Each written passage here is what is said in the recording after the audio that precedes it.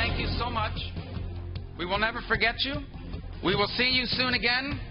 And New Hampshire, we will see you in the morning. New Hampshire, we love New Hampshire. We love South Carolina. Tonight and tomorrow afternoon we'll be in New Hampshire, and that'll be something special. I'm getting on a plane in about an hour and flying all night to New Hampshire to knock on doors and sit down and visit with people and ask for their support. It does not end. The candidates already on the move off to New Hampshire. Ron Meyer from Red Alert Politics joins me now to map out the path to the nomination. And it is a lot of work for these candidates. Let's say that first. But now they're saying their thank yous and saying goodbye to Iowa, and they are moving on to New Hampshire. So New Hampshire, Cruz has the momentum obviously because he won, but I also think Rubio has an incredible amount of momentum. The problem is with Cruz is he's really fighting for the conservative voters among Trump.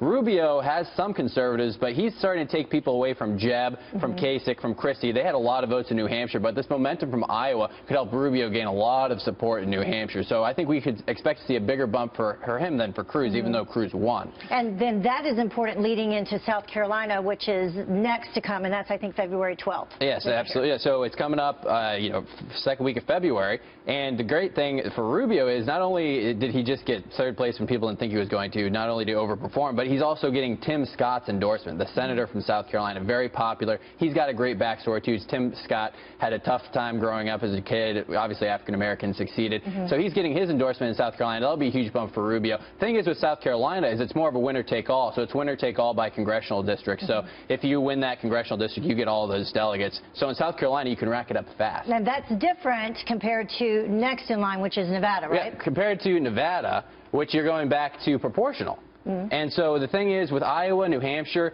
and almost all the states leading up to February 15th, it's all done by proportion, meaning the percentage you get is the percentage of delegates you get in most instances. And so if you get second or third, you're still in the game.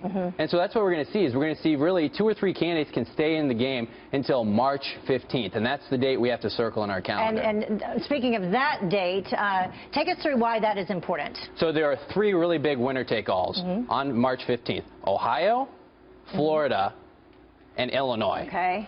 And so those all have more than 50 delegates, and they're winner-take-all states. So you can start really adding it up very, very quickly.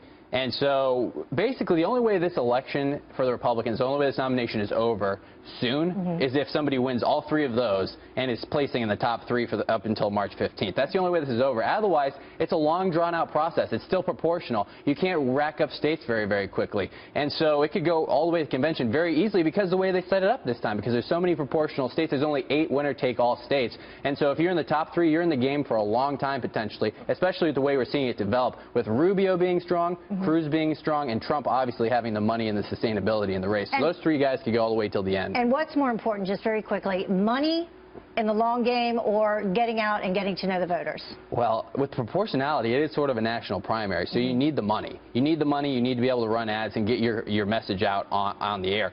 Really, the grip and grin only works in states where you can do enough of it, and that's New Hampshire and Iowa. Beyond that, it really is a lot of mass politics. Yeah. All right. I like that. Grip and grin. I like that phrase. Thank you so much for joining us. Appreciate your insight. It's really interesting.